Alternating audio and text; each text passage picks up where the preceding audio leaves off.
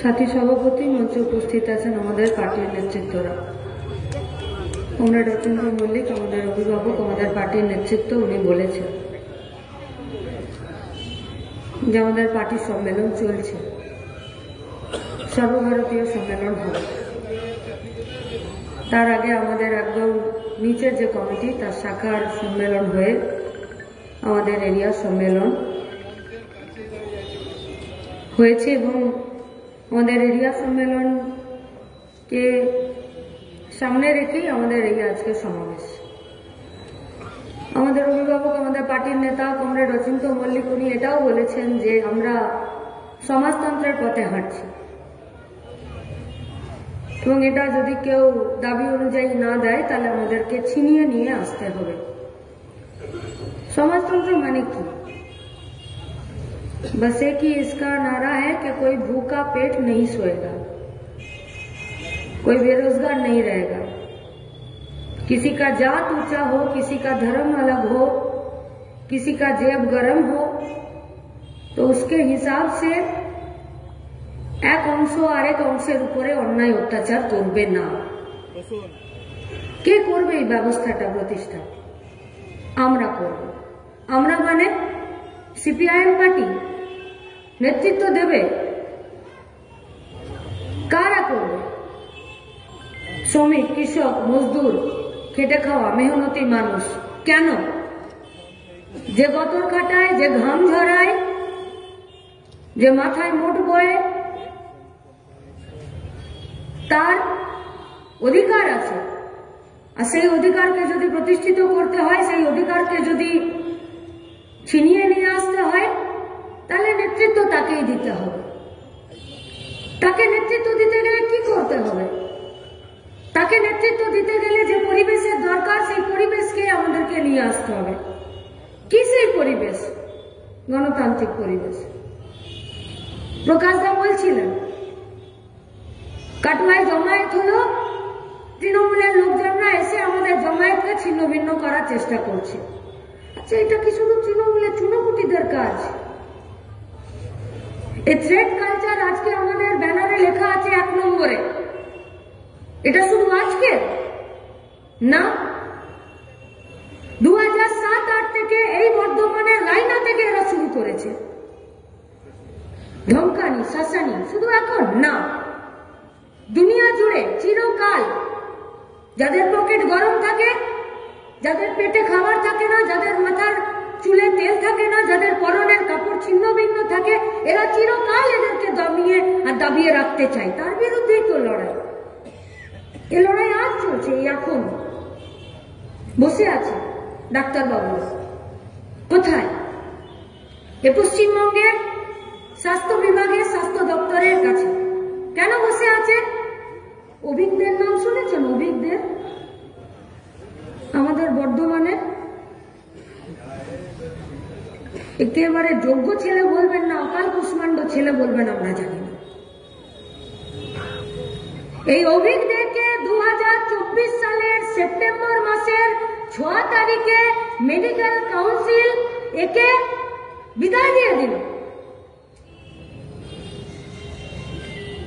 বলল 9 আগস্ট যেদিনকে আজিকরের ভেতরে এই ঘটনা ঘটেছিল, তোমার যোগাযোগের সাথে রয়েছে। ফলত যতদিন না পর্যন্ত তোমার নামে সমস্ত এলিগেশন, দোষ, ত্রুটি এগুলো থেকে তুমি মুক্ত না হচ্ছ, তোমার নাম না যাচ্ছে, তোমাকে আমরা বাদ দিলাম। Memo number? হ্যাঁ, মেমো নাম্বার আছে। মেডিকেল কাউন্সিল রেজিস্ট্রার তিনি নিচে সই করে স্ট্যাম্প মেরে অফিস কপিতে 6/9/2024 লিখে 2200 কত মেমো নাম্বার লিখে দিল। আরজি করে চার্জশিট জমা পড়ার পর সিবিআই এর দ্বারা সাপ্লিমেন্টারি চার্জশিট জমা পড়ে গেল। যাকে বলির পাটা করেছেন সে কনভিক্টেড হয়ে গেল, তাকে শাস্তি দেওয়া হয়ে গেল, তার জেল মাস হয়ে গেল। যদিও শুধুমাত্র তাকে বলির পাটা করা হয়েছে, বাকি গোটা সিস্টেমটা, যে সিস্টেমটাই থ্রেড কালচার করে আরজি করের মেয়েটাকে ধর্ষণ আর খুন করে দিল, সেটা কিচ্ছু হলো না। কিন্তু 6 সেপ্টেম্বর জারি করা নোটিশের পর আজ অভিক দে ফিরে মেডিকেল কাউন্সিলের মিটিং করছে, ফিরে। আর 14 তারিখ রাত জুড়ে গোটা পশ্চিমবঙ্গের মায়েরা, মেয়েরা, দিদিরা বাচ্চা কোলে কাকে নিয়ে পর্যন্ত রাত জাগলো, বললো এই শোষণের, এই নিপীড়নের, এই অত্যাচারের বিরুদ্ধে আমরা দাঁড়িয়ে আছি। আর শাসককে সজাগ করলো, আর সেই শাসকই আজকে ফিরে অভিজ্ঞকে দিয়ে মেডিকেল কাউন্সিলের মিটিং করাচ্ছে। ফিরে সময় এসেছে। পশ্চিমবঙ্গের মানুষ আমরা রাত জাগবো, দিন জাগবো, ভোর জাগবো, বিকেল জাগবো আমরা জানি না, কিন্তু আমরা এটুকু জানি এই সমস্ত অন্যায় থেকে চোখ বন্ধ করা যাবে না। আর আমাদের সম্মেলন, আমাদের পার্টি, আমাদের সংগঠন আমাদের সেই কাজই বলছে, আমাদের সেই কথাই বলছে। কতটা বিপদ ভাবছেন? রাত ভোর একটি মেয়ের উপরে অত্যাচার হলো, সকালবেলা যারা হয়ে হসপিটালে চলে গেল, ইন্দিরা মুখার্জি দেখাচ্ছে যে দেখো এরা সেখানে উপস্থিত ছিল, এরা কেন ছিল, সেটার ব্যাখ্যা দিচ্ছে, ব্যাখ্যা। कुछ सबूतों के पैरान पर चढ़कर কিছু নকশা ওরা তৈরি করে দিয়েছে, সিবিআই তার মধ্যে ঘোরাঘুরি করছে। গেছিলাম আমরা আমাদের পার্টির পক্ষ থেকে সিবিআই কে ডেপুটেশন দিতে, বললাম আমরা তো চার্জশিট জমা করে দিয়েছি। আমরা গেছিলাম, আমাদের সাথে আইনজীবীও গেছিলেন, আমাদের পার্টির নেতৃত্বরা সেখানে বললেন যে আপনারা যা চার্জশিট তৈরি করেছেন, সেই চার্জশিটকে যদি একটা বাচ্চাকে, কোন একটা উকিলকে ধরিয়ে দেয়, সে ওই চার্জশিটের লুপহোলগুলোকে, তার যে মিসিং লিঙ্কগুলো আছে সেগুলোকে বার করে দেবে। আর আপনারা সিবিআই ইনভেস্টিগেটর, আপনারা পাচ্ছেন না। বললো আমরা সাপ্লিমেন্টারি চার্জশিট দেব। কি হবে? কেন? কিসের জন্য? আরজি করের ঘটনা শুধুমাত্র একটি বলাৎকারের ঘটনা নয়। আরজি করের ঘটনা শুধুমাত্র একটি খুনের ঘটনা নয়। সরকার নিজের শোষণ, উৎপীড়ন, অত্যাচার, থ্রেট কালচারকে বাঁচিয়ে রাখার জন্য একটি মেয়েকে প্রাতিষ্ঠানিকভাবে খুন করেছে, খুন করার আগে তার বলাৎকার করেছে। এইটাই হচ্ছে গোটা পশ্চিমবঙ্গের কথা। আর সেই কথার বিপক্ষে যারা উকিল দাঁড় করিয়ে দিচ্ছে, তাদের বিরুদ্ধে কথা বলবে না কাটোয়া? তাদের বিরুদ্ধে দাঁড়াবে না কাটোয়ার টোটোওয়ালারা? তাদের বিরুদ্ধে দাঁড়াবে না? কাটোয়া স্টেশনে যারা কাপড় বিক্রি করছে, স্টেশন থেকে বাইরে বেরিয়ে যিনি জিলিপি তৈরি করছেন, যিনি রিক্সা চালাচ্ছেন, যিনি গার্বেজ তুলছেন, যারা হকারের কাজ করছেন, যারা হোটেলে, রেস্টুরেন্ট থেকে শুরু করে সরকারি অফিসে কন্ট্রাকচুয়ালের কাজ করছেন, বা আমাদের মায়ের দিদিরা যারা অন্য জায়গায় কাজ করতে যাচ্ছে, রাজমিস্ত্রির সাথে জোগাড়ের কাজ করে দিচ্ছে, বা অন্যের বাড়িতে পরিচারিকার কাজ করতে যাচ্ছে, আমরা বলবো না? এটা তো শোষণের কথা, এটা তো নির্যাতনের কথা, এটা তো উৎপীড়নের কথা। কখন একটি সরকারি ডাক্তারকে রেপ করে দিয়ে খুন করে দিতে হয়? কখন? অত্যাচারের সীমানা যখন চরমে পৌঁছে যায় তখন।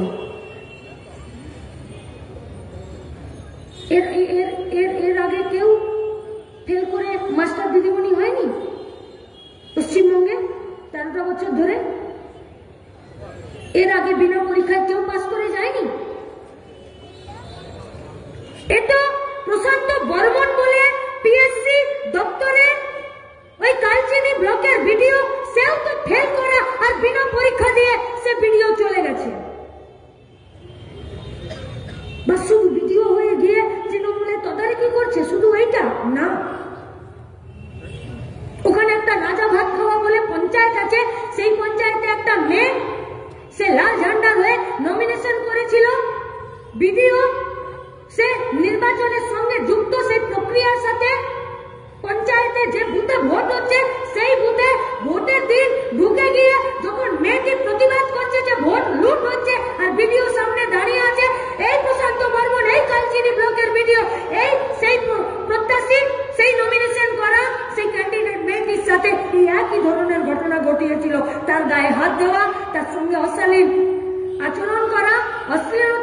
তাকে বের করে দেব।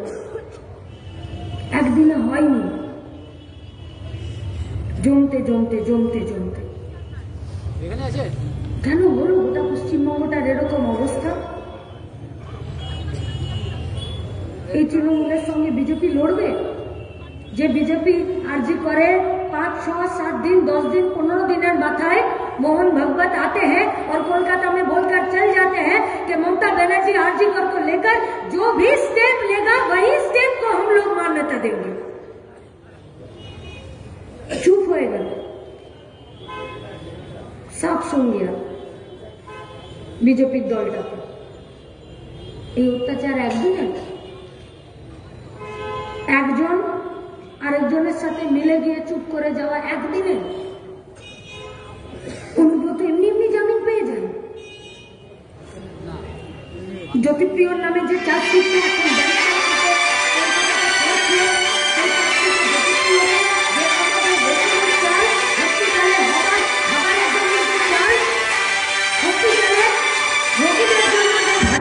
সেই চাল জেলে থাকা কয়েদিনের জন্য তাদের খাবারের যে চাল, মিড ডে মিলের যে চাল, সেই চাল যে বিক্রি করে চুরি করে দিয়ে নিজে বড়লোক হয়ে গিয়ে আজকে জেলে আছে, সেই জ্যোতিপ্রিয়র বিরুদ্ধে যে চার্জশিট পড়ছে সেই চার্জশিটে সে বেল পেয়ে যাচ্ছে। লোকে কানাঘুষো করছে, বলছে অনুব্রত বেরিয়ে গেল, জ্যোতিপ্রিয় বেরিয়ে গেল, পার্থটার কি দোষ? ওকেও বের করে দেবে, ও বেরিয়ে যাবে।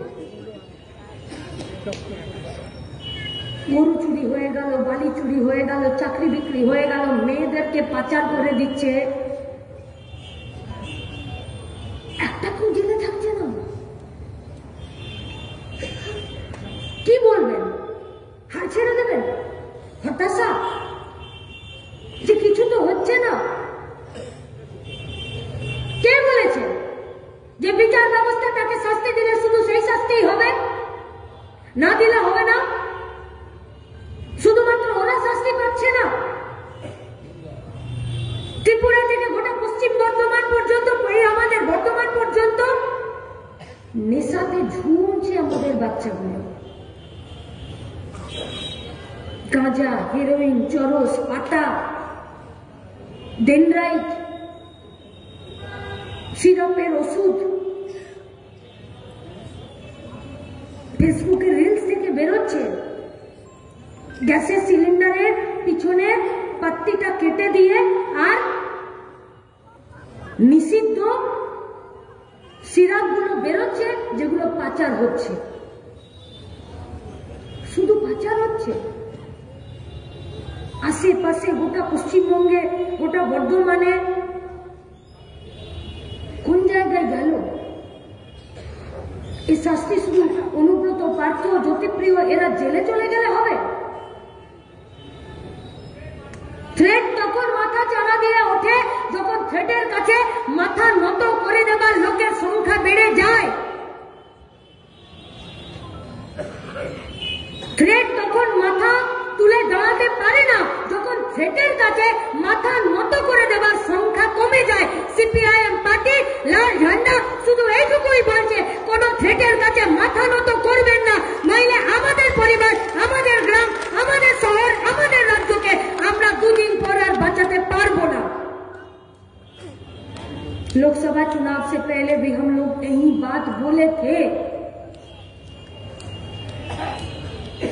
कि जीतना है हम लोगों को, भाजपा को हराकर, तृणमूल को हराकर जीतना है, लेकिन पहले जीतना है गरीब मेहनतकश मजदूर वर्ग का, आदमियों का भरोसा। জিতেছি আমরা গোটা দেশ জুড়ে। মানুষ বিজেপি 400 হেকড়িকে 200-তে নামিয়ে দিয়েছে। যাদের এত সংখ্যা গরিষ্ঠতার অহংকার ছিল, আজকেও তাদেরকে ইন্ডিয়ার হাত ধরতে হয়েছে, এনডিএর হাত ধরতে হয়েছে, তবে গিয়ে সরকার তৈরি করেছে। কিন্তু গাড়ি কি আটকে গেছে? না, গাড়ি আটকায়নি গাড়ি।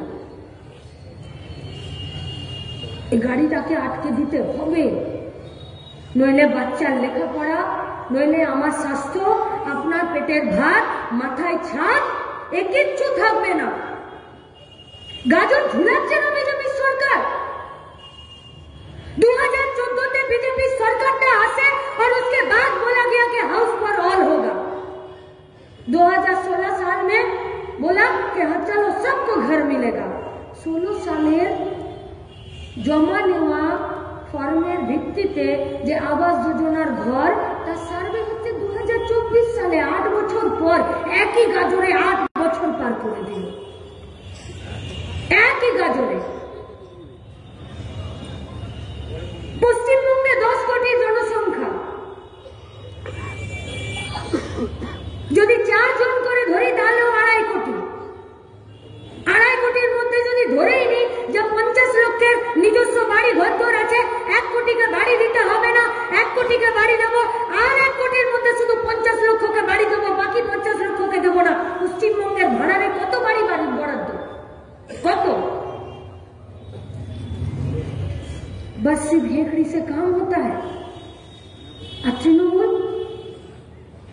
দেখেছেন কালকে মুর্শিদাবাদের জঙ্গিপুরের একজন মানুষ, সে তৃণমূলের ঘুষখোর নেতাকে নিজের বাড়িটা যাতে ওই ভিড়ের মধ্যে আমার হয়ে যায়, নিরুপায় হয়ে ঘুষ খাওয়ার কাউন্টার খুলে রেখেছে বলে তাকে ঘুষ দিয়েছিল যাতে আমার বাড়িটা হয়ে যায়। কারণ তার নিজের যোগ্যতা দক্ষতা তৈরি করতে পারছে না এই পরিবেশে নিজের জন্য একটা বাড়ি বানানোর জন্য। সে যখন তার বাড়ির আবাস যোজনার ঘরের তালিকায় নিজের নামটা পেল না, বললো আমার পয়সা ফেরত দে বাবু। বললো পয়সা? ওকে এমন মারলো, এনআরএস থেকে তার ডেড বডিটা বেরোলো লাশ কাটা ঘর থেকে। ডিওয়াইফাই ছেলেরা মুর্শিদাবাদ তার বডিটা পাঠিয়ে দিচ্ছে। থ্রেড কালচার নয়? যখন খাবার নেই, যখন স্বাস্থ্য নেই, যখন শিক্ষা নেই, যখন চাকরি নেই, যখন প্রোডাকশন ক্ষেত্রগুলো বন্ধ হয়ে যাচ্ছে, তখন এরা আমাদের খাবারের টাকা কেড়ে নিচ্ছে বাজেটে, তখন এরা আমাদের স্বাস্থ্যের টাকা কেটে দিচ্ছে, তখন এরা আমাদের শিক্ষার টাকা কেটে নিচ্ছে, তখন এরা সরকারি স্কুল, সরকারি রিসার্চ, সরকারি হোস্টেল, সরকারি আবাসন, সরকারি বিশ্ববিদ্যালয়, এই সব জায়গাগুলোকে বন্ধ করছে। কি নীতি? আমরা কি চাইছি? আমরা লাল ঝান্ডা? আমরা কি চাইছি? সিপিআইএম, কমিউনিস্ট পার্টি ব্যক্তি সত্তাকে বাদ দিয়ে সমষ্টিগতভাবে কাজ করতে চাইছে। सबको लेकर काम करना चाह रहे हैं, सबके लिए काम करना चाह रहे हैं,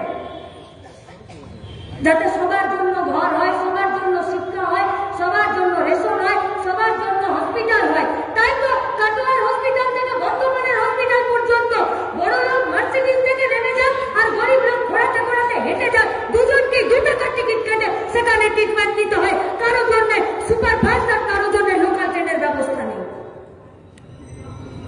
আজ গোটা সরকারি হেলথ সিস্টেমটাকে তুলে দেবার জায়গা গ্রামীণ স্বাস্থ্য কেন্দ্রগুলো ঢুকছে। পুরুলিয়াতে কুকুর নতুন হওয়া বাচ্চাটাকে তুলে নিয়ে চলে গেল। এরপরও আর্চিকরের পরে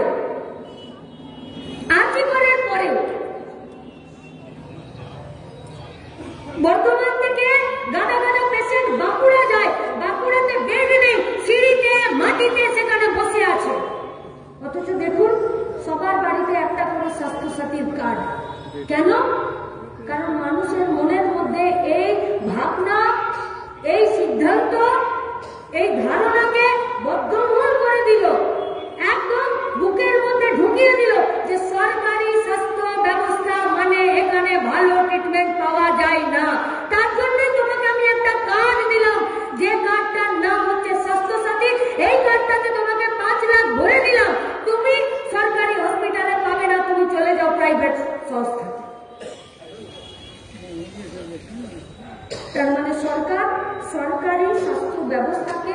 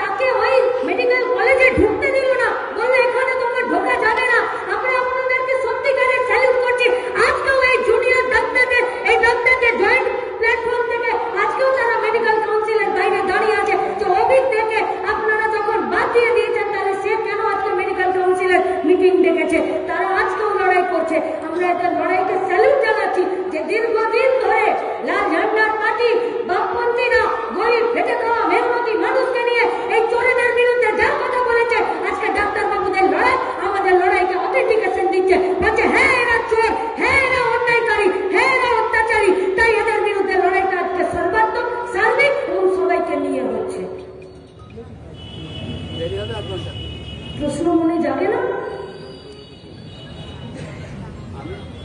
যে কেন ওষুধগুলো বিক্রি করে দিচ্ছে, কেন আমরা বেডগুলো পাচ্ছি না? অনেক ভেতরে আছে, আমি বেরোতে পারবো না। একটা অ্যালবুমিন তৈরি করার জন্য ইনজেকশন, একটা অ্যালবুমিন ওষুধ, সেই ওষুধটা তৈরি করার জন্য ব্লাডের যে অংশটা দরকার, এই যে গোটা পশ্চিমবঙ্গ জুড়ে এত এত ব্লাড ডোনেশন হচ্ছে, সেখান থেকে সেই ব্লাডকে আলাদা আলাদা করে দিয়ে তার উপাদানগুলোকে সেগুলো পর্যন্ত বিক্রি করে দিচ্ছে। আর সেগুলোকে দিয়ে যে ওষুধ তৈরি হচ্ছে সেগুলো আজকে ডাক্তাররা প্রেসক্রাইব করতে বাধ্য হচ্ছে, আর সেগুলো বাইরে থেকে কিনতে বাধ্য হচ্ছে। দুর্নীতি এটুকু নয়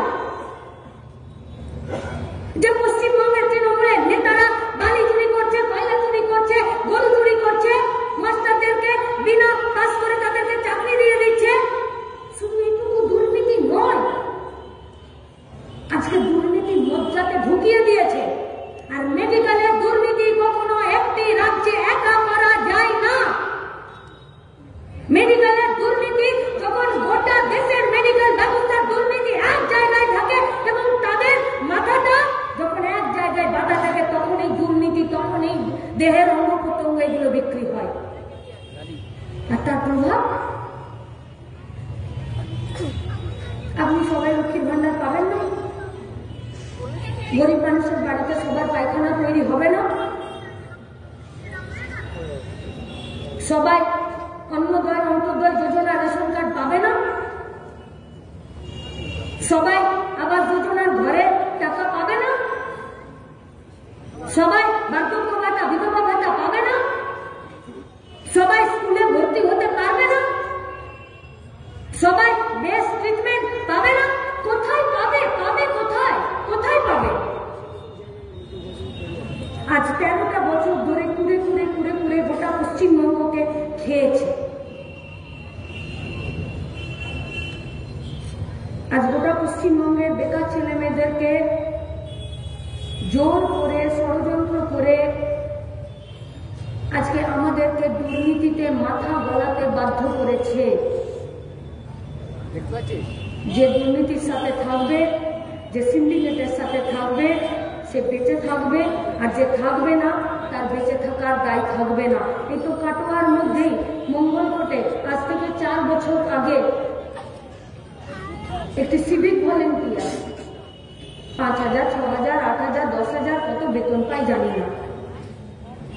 4 বছর আগে একটি সিভিক ভলেন্টিয়ার ভূগোলে অনার্স করার পরে, বিএড করার পরে সে সিভিক ভলেন্টিয়ারের কাজে যুক্ত হয়েছিল। কিন্তু তার যা পরিবারের তাকে যা যোগান দিতে হবে, সেই যোগানের কাছে যখন সে ফেল করে গেল, সিভিকের ড্রেসটা পরে সে গলায় দড়ি দিয়ে ঝুলে গেল। শুধু সিভিকরা, কৃষকরা, পরিবহনের শ্রমিকরা, কন্ট্রাকচুয়ালের লোকরা, তারা প্রত্যেকটা দিন এই পশ্চিমবঙ্গে, গোটা ভারতবর্ষে আত্মহত্যার সংখ্যা বাড়ছে, সুইসাইডের সংখ্যা বাড়ছে, সংখ্যা বাড়ছে কম বয়সী মেয়েদের, নাবালিকাদের বিয়ে সংখ্যা বাড়ছে। শরীরে সেই ডেভেলপমেন্ট আসছে না, তার আগে তারা বাচ্চা হতে গিয়ে মারা যাচ্ছে। সংখ্যা বাড়ছে এই পশ্চিমবঙ্গে। কারো যদি 1 মাস বেতন না হয় তো পরের মাসটার জন্য তাকে লোকের কাছে হাত পাততে হচ্ছে। কেউ যদি 1 মাস তার রোজগার কোনো রকমে কমে গেল, তাহলে তার পরের মাসটার জন্য 15টা দিন খাবারের জন্য তাকে গোটা সমাজের কাছে হাত পাততে হচ্ছে। তাই তো গোটা বর্ধমান জুড়ে মাইক্রো ফিন্যান্সের ছোট ছোট ব্যাংকগুলো এত দাপাদাপি। তাই তো পাড়ার মেয়েরা সবাই একসাথে হুজ্জুতি করে দৌড়ে গিয়ে, যারা ব্যাংক থেকে আসছে, মাইক্রো ফিন্যান্স থেকে আসছে, বন্ধন থেকে আসছে, তাদের কাছে গিয়ে নিজের আধার কার্ড, ভোটার কার্ড একটা থলিতে জেরক্স করে নিয়ে গিয়ে তার কাছে 2 পয়সা ধার করছে। আর তারপরে যখন সপ্তাহে সপ্তাহে শোধ দিতে পারছে না, তখন এই মাইক্রো ফিন্যান্সের দাপাদাপি, তাদের বাউন্সারদের মার, তাদেরকে ঘর ছাড়া করা, জমি ভিটে মাটি সব ছেড়ে বেড়ে দিয়ে চলে যাচ্ছে। আর বিএলআরও অফিসগুলো হয়ে গেছে সব সিন্ডিকেটের জায়গা। বিএলআরও অফিসে যারা বসে আছে, সরকারি অফিসার, সরকারি লোকজন, কর্মচারী, ক্লার্ক, তারা পর্যন্ত আজকে গোটা পশ্চিমবঙ্গের জমির চরিত্র পাল্টে দিচ্ছে। যেটা সরকারি জমি ছিল সেটাকে বলছে এটাকে বিক্রি করে দিতে পারো, যেটা পুকুর ছিল সেটাতে বলছে তুমি প্রমোটারি করে বিল্ডিং বানিয়ে দিতে পারো, যেটার মাটির নিচে কয়লা ছিল সেটাতে বলছে তুমি এখানে ফ্যাক্টরি বানিয়ে নিতে পারো। কার কাছে যাবেন? কোথায় যাবেন? ব্যাংকে? কেউ ভাবছে যে আমি একটু ভালো আছি, বাড়ি তৈরি করার জন্য, গাড়ি কেনার জন্য 30 লাখ টাকা লোন নিয়েছে, সেই লোন সুদে আসলে 40 লাখ টাকা তাকে শোধ করতে হচ্ছে। শোধ না করে দিলে কবরে দড়ি পড়বে, নইলে গাড়িটা নিয়ে যাবে, নইলে বাড়িটাকে তারা সিজ করে দেবে। আর আম্বানি আদানিরা 49,000 কোটি টাকা লোন নিয়ে চলে গেল আর 455 কোটি টাকা শোধ করলো দেশের সরকার, রাজ্যের সরকার। এরা চুপ করে বসে আছে। किसके पास है सरकार? क्या ब्लूप्रिंट है पश्चिम बंगाल के बेरोजगार नौजवानों के लिए? कटुआ शहरेर बाइरे गेले तो गोटा बर्धमान जुड़े धानेर चाष, आलुर चाष, सब्जिर चाष, और आमादेर जेलार छेलेरा आजके दक्षिणेर राज्ये चले जाच्छे धानेर आटी बांधते। गाছে গেছে একটা ছেলে, বাপ মা ভাই বউ, বাড়িতে শুধু একটা ফোন এসেছে যে ছেলেটা মরে গেছে। কি করে মরলো কেউ জানে না। ডেড বডি কবে আসবে? দুদিন আগে মরেছে, এখন অব্দি ডেড বডি পশ্চিমবঙ্গে এসে পৌঁছায়নি। বিডিওর কাছে খবর আছে এক গ্রাম থেকে কটা ছেলে গেছে বাইরের রাজ্যে, খবর না নেই। লেবার কমিশন জানে, পরিযায়ী শ্রমিকরা তারা তাদের নাম লিপিবদ্ধ করছে কিনা জানে না। অথচ পরিযায়ী শ্রমিকের বাইরের রাজ্যে এক মাসে পাওয়া 12,000 6,000 টাকা পশ্চিমবঙ্গের বাজারে খাচ্ছে। আমি শুরুতেই বলেছিলাম আমরা পাল্টাবো। আমরা মানে লাল ঝান্ডার পার্টি শুধু নয়, আমরা মানে আমাদের ঘামে যে সরকারের কোষাগারে টাকা যায়, আমরা মানে আমাদের বতরে যে সরকারের ট্যাক্সের টাকা উপার্জন হয়, আমরা মানে আমাদের রক্ত ঘামে যে সরকারের কাছে পয়সা আসে শিক্ষার জন্য, স্বাস্থ্যের জন্য, বাড়ির জন্য, খাবারের জন্য। আমরা বদলাবো সমাজ, আমরা বদলাবো সময়। আমাদের কাছে আছে ব্লুপ্রিন্ট, আছে লাল ঝান্ডার কাছে ব্লুপ্রিন্ট। লাল ঝান্ডা লড়তে জানে, লাল ঝান্ডা আমাদেরকে শেখায় না। আত্মপ্রচার করছি না, मीडिया हमसे पूछ रहा था, कोई फेसबुक में, कोई टीवी में, कोई ट्वीट में कर रहा है कि मीनाक्षी मुखार्जीरा गाड़ीটা আটকে দিল। আমরা বলছি मीनाक्षी मुखार्जीরা গাড়ি আটকায়নি, গাড়ি আটকেছে মানুষের দাবিতে সমাজ বদল করার দর্শন আর আমাদের আদর্শ। যে আদর্শ আমাদেরকে অন্যায়ের বিরুদ্ধে, স্বৈরাচারের বিরুদ্ধে, অত্যাচারের বিরুদ্ধে বুক পেতে জানের পরোয়া না করে যে কোনো গাড়ির কাছে দাঁড়িয়ে যেতে আমাদেরকে উৎসাহ দেয়। হ্যাঁ, আমরা দাঁড়াতে চাইছি, শুধু আপনাদের হাত ধরতে চাইছি। জিনিসপত্রের দাম, মানুষ মরে যাচ্ছে। 470 টাকা দেশি মুরগা বলছে যে ও ক্যাক ক্যাক করছে, বলছে এর নিচে আমি যাবো না তোমার বাড়ি। খাসির মাংস তো দূর থেকে দেখলে ট্যাক্স লাগবে। ডিম তো বলে দিয়েছে পকেটে 10 টাকা না হলে এদিকে তাকালেই চোখে ছানি পড়ে যাবে। আর মাছ যদি বাড়ির দরজায় আসছে মাছওয়ালা, কারণ সে যদি সকালে আড়ত থেকে নিয়ে আসা মাছ পাড়াতে যদি বেচতে না পারে, ও মাছের পেট যদি একটু নরম হয়ে যায়, ও মাছ আর বাড়িতে তার বউ রান্না করবে না, তার জন্য ঝাঁটা রেডি আছে। আর বাড়ির দরজায় যদি মাছ আসছে, তো যদি গিয়ে বলছি দেখি কোন মাছটা ভালো আছে গো, তো মাছ বলছে যে আগে গিয়ে আদা রসুন পেঁয়াজ কিনে নিয়ে আয়, তারপরে আমার দিকে তাকাবি, তার আগে দিকে আসছিস। কি খাবে? কি খাবে? কেন এত দাম? ওদিকে যে মাছ চাষ করছে, যে ধান চাষ করছে, যে সবজি চাষ করছে, ও মরে যাচ্ছে। আর আমি যে চাষ করি না, আমি কিনতে যাচ্ছি, আমিও মরে যাচ্ছি। শরীরে রক্ত নেই। আমরা আপনাদের কাছে আবেদন করছি,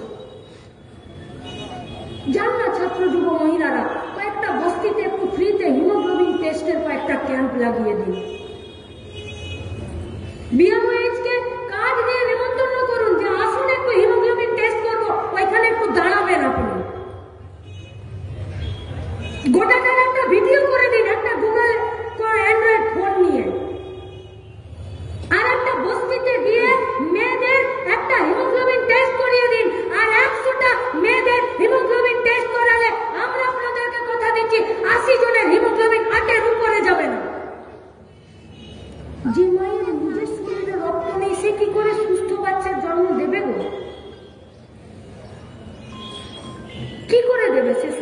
বাচ্চার জন্ম, বাচ্চা সুস্থ হবে না, তার খাবার হবে না, তার টিকা হবে না, তার ওষুধ হবে না, তার লেখাপড়া হবে না, তাহলে যে ছেলেটা যে মেয়েটা জন্মাবে তার শিক্ষা হবে না, সে কি করে বড় হবে? সে তো তৈরি হবে গলির একটা গুন্ডা। তাহলে কি দেশের সরকার, রাজ্যের সরকার পাড়াতে পাড়াতে গলির গুন্ডা তৈরি করতে চাইছে? তখনই চলে আসে আবার অচিন্ত জেঠুদের শিক্ষা, আমাদের পার্টির অভিভাবকদের শিক্ষা, অঞ্জন কাকুদের শিক্ষা, যে মার্ক্সবাদ বলেছে যে এই সমাজ ব্যবস্থা এরা চায় বেকার ছেলে মেয়েদের মজুদ বাহিনী রেডি রাখতে, নইলে এরা কম পয়সায় আমাদের গতর কিনতে পারবে না। তাই এরা চায় যাতে এদের চাকরি না হয়, এরা যাতে মাথা তুলতে না পারে, এদের মাথা ব্রেন যাতে শার্প না হয়, এরা যাতে মাথা নামিয়ে বাঁচতে পারে। ওদের দোষ নেই যারা দামোদর থেকে বালি পাচার করে দিচ্ছে, ওদের দোষ নেই যারা বর্ধমান শহরে বিগ বাজারের সামনে দাঁড়িয়ে উল্টো দিকের অফিস থেকে বোমা চার্জ করে দিত, ওদের দোষ নেই যারা আজকে গোটা বর্ধমানের যে সমস্ত ধানের চাষিরা আছে তাদের ধানটাকে 1800 টাকায় কিনে নিয়ে আর সরকারকে 2300 টাকায় বিক্রি করে দিচ্ছে। কারণ যে গ্রামের চাষি আছে সে ওই কৃষক মান্ডিতে গিয়ে সরকারের কাছে 2300 টাকা রেটে বিক্রি করতে পারছে না, মাঝখানের 500 টাকাটা ফোড়ে দালাল হয়ে তারা কিনে নিচ্ছে। এদের দোষ নেই।